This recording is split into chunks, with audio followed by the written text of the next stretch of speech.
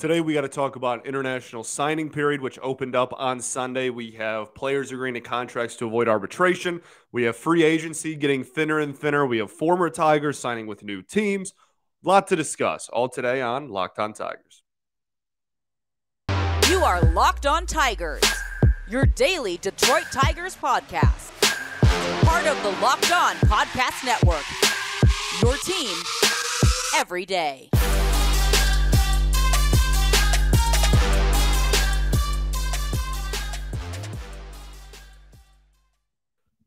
What is up, everybody? Welcome back to another edition of Locked On Tigers. I'm, of course, your host, Scott Bentley. Today is Monday, January 16th, 2023, MLK Day.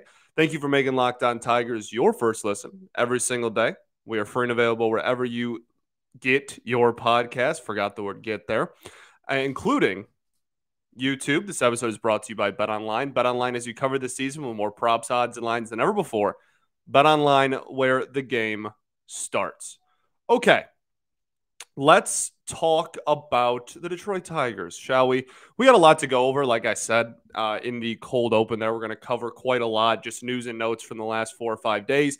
Let's start with the Major League team, because I think that that's fair, and then we'll get into international signing in the second segment, and then we'll end the show talking a little bit more just about, I get asked almost every day about the free agent market that's thinning and what the Tigers plan on doing and whatnot. And so I'm going to address what I think the rest of the offseason will look like as well. But first off, let's talk about some players that avoided arbitration on Saturday, over the weekend. Jose Cisnero avoids arbitration with a $2.2 million deal, I believe, and 2.2875, the exact number, $1 million deal, reported by Evan Petzold of the Freep. And then Ronnie Garcia also avoided arbitration as well. His exact numbers haven't been released yet. His salary hasn't been released yet, which is like kind of weird, but whatever. I'm sure it's just hasn't come to light yet. So those two avoid arbitration. I'm always fine with the avoiding arbitration. That's something that is a very common practice if you are unaware. And yeah, when players are arbitration eligible, I mean, the whole process is crazy. Like, it really is, like optically, just conceptually, it's very, very strange how you have to go into I don't want to say like a court setting, but you're going in to see an arbitrator, like, for lack of a better term, kind of a court setting. And then you are explaining why you're good and why you deserve X salary. And then your literal employer is sitting across from you and is telling the arbitrator why you're bad and why you don't deserve that extra, whatever the difference is between your two prices, $500K, $5 million, doesn't matter. They're actively trying to argue against you, even though they're your employer. It's a crazy concept to me. And I've always found it fascinating. And we've actually heard quite a few, I don't want to make it sound like it's everybody, but we've heard quite a few players over the years, not necessarily with the Tigers specifically, I guess, but just around baseball, players who talk about, relationships kind of getting tainted, and that's starting sometimes with the arbitration process, just because, like, you have to go and listen to the front office of your baseball team just talk about how, like, you're not good enough, or you're not good enough to get this salary, and you're actually, like, knock you down a few levels. It's wild to me. So I've always been, like, big time in favor of giving out 1-year contracts in the middle of the two prices just to avoid arb. And most teams are. That's something that I'm not trying to make it sound like we're, like, ahead of the curve or anything. Most teams do that. Arbitration less and less as the years go on. Less and less players actually get into that room just because it's much easier to just settle on something and avoid it. So, the Tigers, and I believe those were the only two left. So I believe that the Tigers won't have anyone going into arb between that. They cut a lot of them, a lot of the arbitration eligible players. They just didn't bring back, even though they're obviously under team control because they're arb eligible. And then there was some that we traded away, Joe Jimenez, Gregory Soto. And then I believe Austin Meadows and Tyler Alexander were also ARB eligible, and they got their let's give a 1-year contract so we don't go to arbitration deals back earlier in the offseason. So I believe these were the only 2 left, and so we won't have anyone go to ARB, which, again, I am more than fine with. So very much okay there. Who else? I think that's it for that.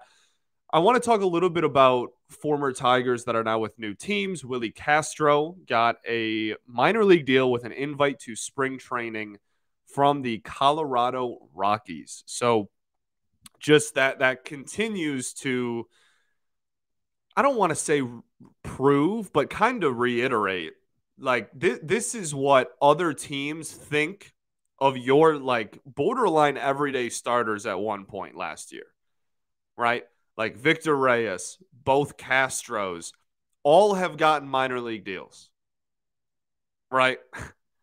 And those dudes were honestly, I mean, especially Harold at one point, like prominent players for your team. And the Rockies, who are really bad, well, they do well at home because of Coors, but like that's not a very great roster. Are signing him to a minor league deal, Harold. Wish the best for Hayden Harold. Obviously gave us a lot of cool moments this year, but definitely not going to lose any sleep over the fact that he will not be returning to the Tigers. So, yeah, we have Harold in Colorado. We have Willie in Minnesota on a minor league deal. And we have Victor Reyes in the south side of Chicago, also on a minor league deal. So those are the big 3, I guess we'll call them, updates from former Tigers. Also, former Tiger Grayson Greiner getting a minor league deal with the Minnesota Twins.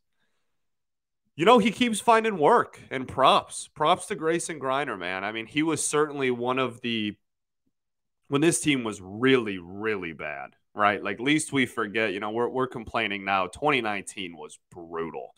And so that kind of era, 2018 to, I guess, 2020, even though that was a weird year, you know, how quickly we forget how bad some of those lineups were. I mean, I can remember John Hicks batting in the 4 spot. Greiner was batting 3 or 4 at one point just because he ran into a homer like once a month and had some raw power. But, yeah, props to Greiner for finding work. That's another former Tiger that came across my eyes today that signed a deal elsewhere, even though that wasn't, you know, just last season or whatever. Yeah, I think that's it. Okay, let's get into international signing. I know it's the big talk of the day, so we will discuss that right after I tell y'all about our friends over at BetOnline. BetOnline.net is your number one source for sports betting info, stats, news, and analysis. Get the latest odds and trends for every professional and amateur league out there, from pro football, college football, basketball, soccer. They've got it all at BetOnline.net. If you love sports podcasts, you can find those at BetOnline as well. They're the fastest and easiest way to get your betting info. So head to the website today or use your mobile device to learn more. BetOnline, where the game starts. All right, everybody. Welcome back here. Segment 2 of Locked On Tigers. Thanks for making us your first listen every day. For your next listen, check out the Locked On MLB Prospects podcast. Host Lindsey Crosby is a prospect encyclopedia. He's going deep on the MLB stars of tomorrow. It's free and available wherever you get your podcast, including YouTube, just like us, baby. All right. International signing period happened. International signing period is almost a year long. It's like 11 months long, right? It opens January 15th this year, and it closes December 15th. And technically speaking, you can sign an international free agent at any point during that window. But all of the top-end best prospects always sign immediately when the window opens. Now, why is that? Well, that's just the state of how this system is set up, right? And we know that during the lockout, there was some rumors about adjusting it to a draft type situation. That got shot down, and now so we are here still with the same system we've had, which is fine. But how this works is, yes, they're only signing right when the window opens, but you best believe that a lot of these teams have been talking to some of these dudes for already 2, sometimes even like 3 years. Like, you're legitimately talking about some like international scouts having contact with or talking about money or talking about bringing somebody on board when they're like 14 years old, even 13 years old. So there's it's not like, oh, international signing is open and oh my goodness, look, the Tigers didn't get anybody in the top 20 and like that's all. Like it's not even necessarily the present front office's fault, I guess is my point. Like some of these have had handshake agreements or whatever to sign with certain teams, or relationships have been established with certain teams at a minimum, even if a deal hasn't been agreed upon for years already. So this is more of a carryover from the previous regime if you're frustrated over the lack of a big splash in the international market, which you have every right to be. The Tigers have never, ever been serious players in the international market. And it's very frustrating because it's something that I think a lot of fans just completely overlook. Like the international signing period in the draft should be looked at as the same opportunity to bring in talent. Do you know how many of the best players in the game today were international signees and not like drafted prospects? I mean, a large majority of the Latin players, right? Vlad, Tatis, like go down the list. So it always baffled me that the Tigers just never were serious players in it.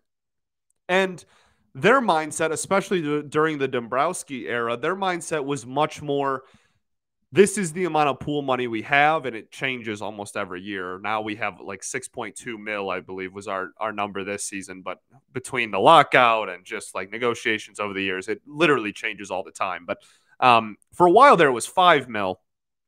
And it was just their mindset was, and I guess really during the Avila era too, at the end of the Avila era, kind of started to pony up a little bit. We'll talk about that. But instead of going out and making a huge splash and getting like one of the top dudes in the international market, they would just get a boatload of dudes that were either lower ranked or like not ranked in anybody's like top 50 international prospects of this, signing period. And they would just bring in a ton of dudes and just go, well, these are literally 15-year-old kids. Who knows how good they're going to be? Let's just get a ton, bring them into the complex, and see if we can develop any of them rather than spend a boatload of money on one dude.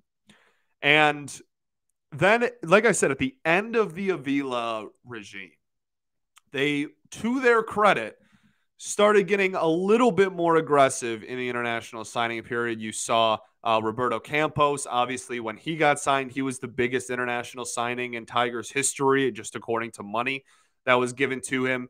And then I believe the year immediately after, Christian Santana, same thing, broke Campos's record and is still, he was almost 3 mil. I want to say he was like 2.9 million. Santana's was, and now Santana is a borderline top 10 prospect in the org. Campos is around, top 15 prospect in the organization. They're both still so young, just having turned 18 within the last year or two for both of them. So definitely I don't know. I mean, if you want to like nitpick the strategy, like certainly one is a lot more optically pleasing off rip, but I mean, the Tigers have gotten their fair share of international signees that have hit. Gregory Soto is obviously one of them. I know, controversial, he sucks, whatever. You have to realize how many of these international prospects don't even come close to making the majors. So, like, the fact that we got, even if it was just a throw-in all-star appearance, the fact that we got a two-time all-star for it is definitely a win. I mean, there's so many. I mean, Harold Castro, Dixon Machado over the year. You know what I mean? Like, we've had our fair share of replacement level-ish players that were at one point international signings. But I certainly agree with and understand the frustration of wanting to make a little bit of a bigger splash. And there's really, the excuses are becoming fewer and further between for the Tigers to do so, because as I said, now the Tigers are part of the group with the most money in the international signing period. They have like 6.2 mil, and you can trade international pool money. You can do a lot with international signing pool money.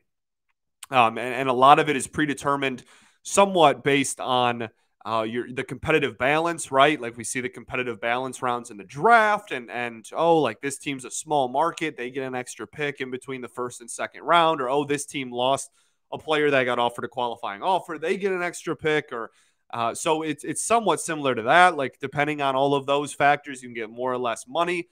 They kind of break them up into, I think it's 3 or 4 different tiers, and that's how much money your international pool bonus is. And then there's, I mean, if a player rejects a qualifying offer, if you sign somebody that got offered a qualifying offer, you can lose some of that money. Like there's so many factors that can change how much money you have for this period. But the fact of the matter is the Tigers are in the top bracket when it comes to how much money their like starting initial pool is. And it's over $6 million. And the player that they signed this year that was like their marquee big international free agent signing was just over $1 million.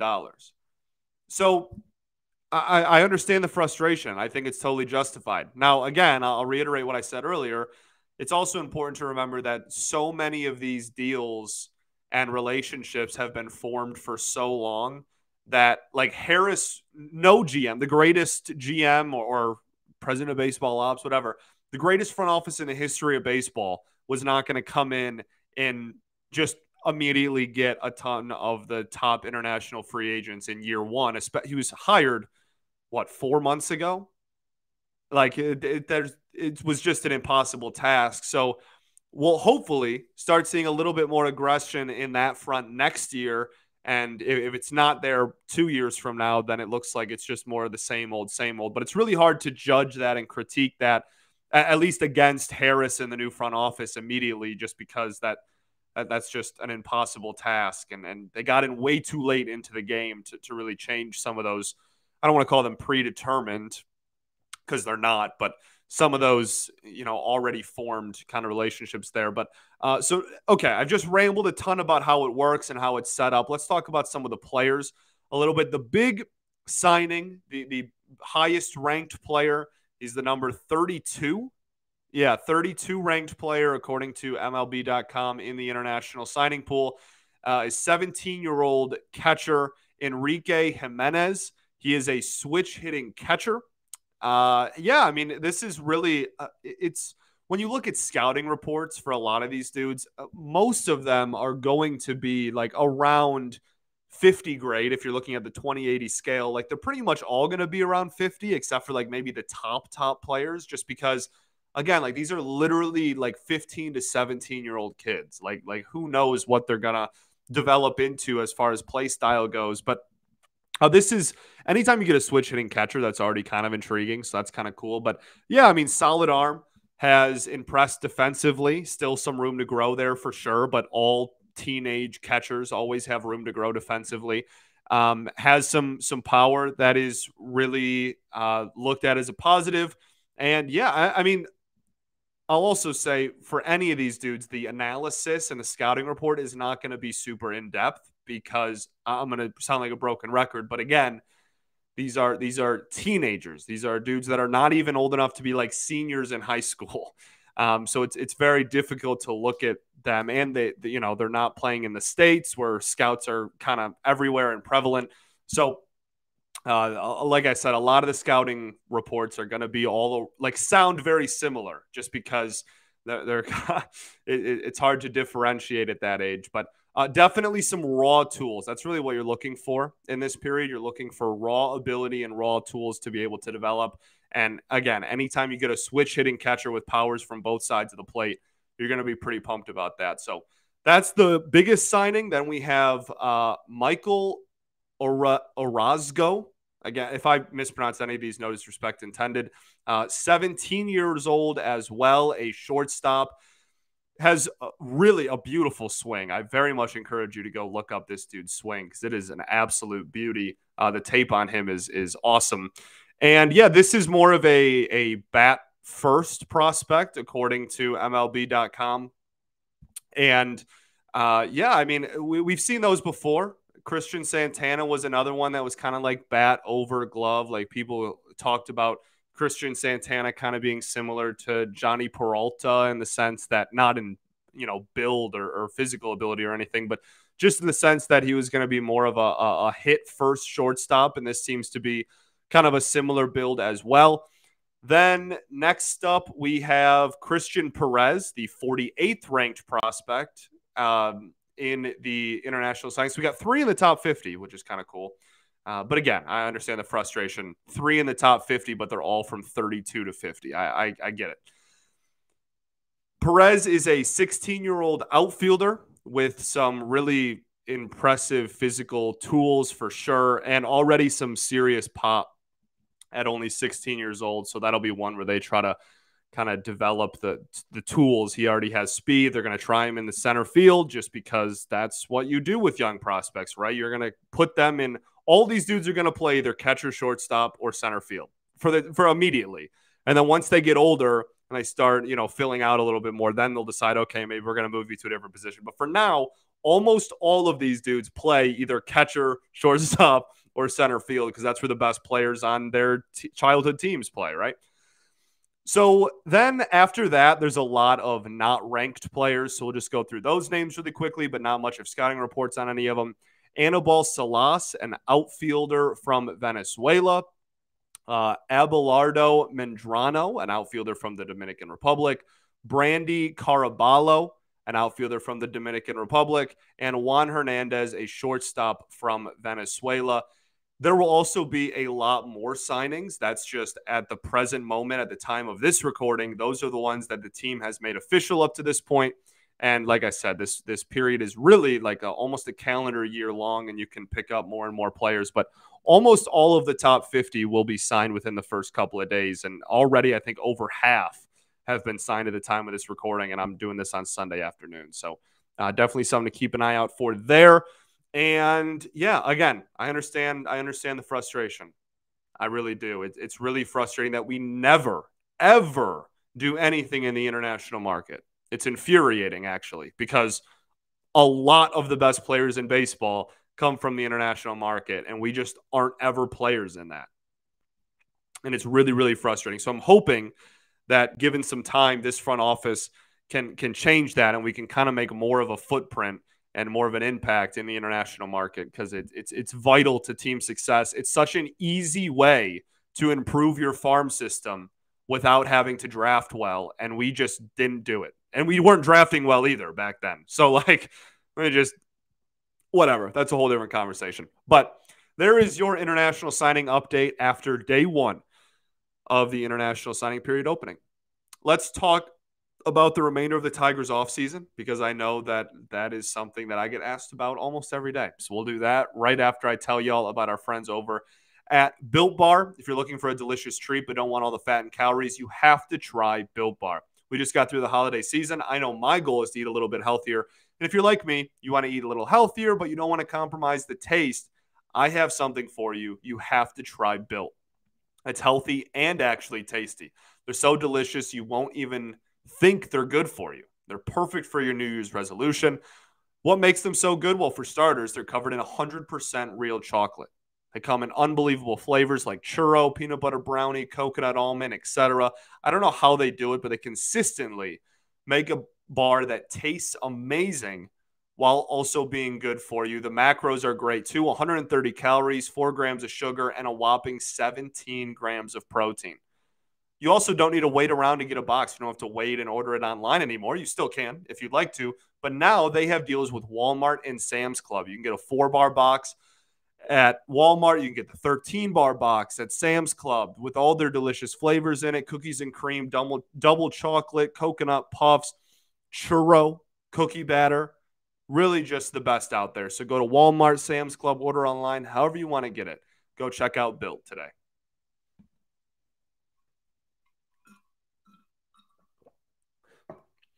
What's up, everybody? Welcome back. Third and final segment here, Locked On Tigers.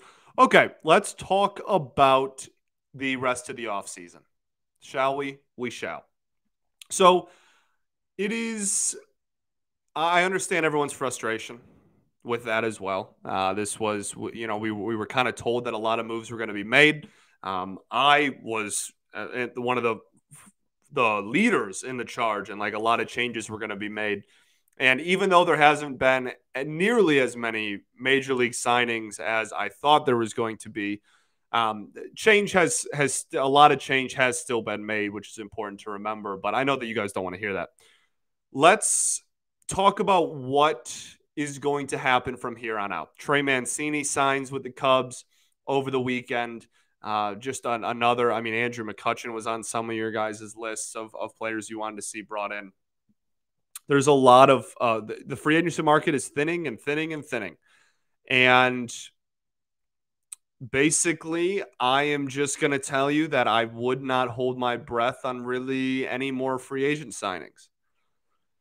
I don't think that that's in the interest of this front office. I think that this organization wants to head in to this season with the ability to play a lot of different players at a lot of different positions and really experiment and test out where some of these kids are going to play in the future.